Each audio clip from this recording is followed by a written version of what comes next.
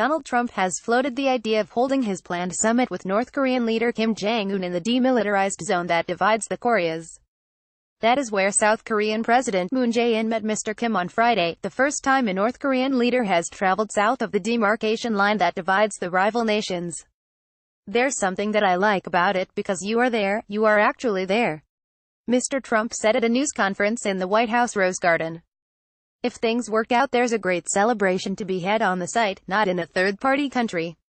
Numerous countries are being considered for the meeting, but would Peace House, Freedom House, on the border of North Trump, at Real Donald Trump, April 30, 2018. A Trump-Kim meeting would be the first U.S.-North Korean leadership summit in more than 6 decades of hostility since the 1950-53 Korean War.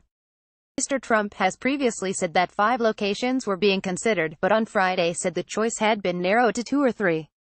Monday was the first time he had publicly specified potential locations for the meeting, slated for May or early June. He added that Singapore was also in the running.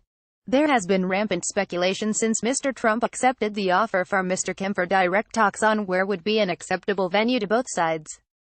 Countries in Europe, Southeast Asia, and Mongolia, or even a ship in international waters have all been suggested as possible venues. Mr. Trump on Monday made it sound like governments were vying to play hosts. "Everybody wants us. It has the chance to be a big event," the president said. "The United States has never been closer to potentially have something happen with respect to the Korean Peninsula that can get rid of the nuclear weapons, can create so many good things, so many positive things, and peace and security for the world," he said. True to form, he had first aired his thoughts on the summit venue in the early morning on Twitter, suggesting the Peace House and Freedom House on the southern side of the DMZ would be a representative, important and lasting site. On Friday he claimed credit for the Inter-Korean Summit, which has spurred hopes of peace on the Korean Peninsula after a torrid 2017 when North Korea rapidly advanced its development of nuclear weapons and ballistic missiles. Donald Trump has praised Kim Jong-un, Korea Summit Press Pool, AP. The president now faces a burden in helping turn the Korean leader's bold but vague vision for peace into reality.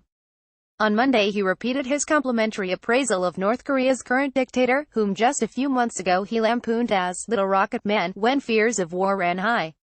"Maybe a lot of things change, but Kim Jong-un has been very open and very straightforward so far," Mr. Trump said. "I can only say again so far, but he's talking about getting rid of the site, which was their big site. He's talking about no research, no launches of ballistic missiles, no nuclear testing, and he's lived up to that for a long period of time."